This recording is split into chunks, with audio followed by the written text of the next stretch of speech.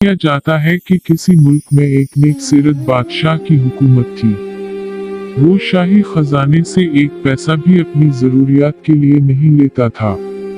वो कहा करता था कि शाही खजाना अवाम का है और अवाम पर ही खर्च किया जाना चाहिए।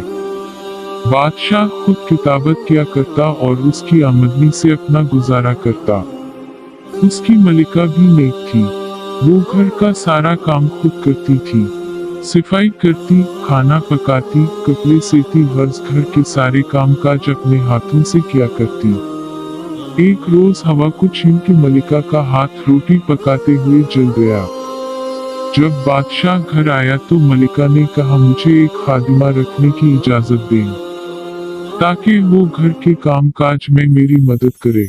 बादशाह ने कहा, मलिका तुम जानती हो कि मैं शाही खजाने से एक पैसा भी नहीं लेता, इसलिए कि ये अवाम का पैसा है और मेरी आमदनी इतनी नहीं कि मैं एक खादिमा रख सकूं, क्योंकि मेरी आमदनी मेरे हाथ की कमाई पर है और किताबत से इतनी आमदनी नहीं होती कि मैं एक तुम्हारे लिए खादिमा रख सकूं।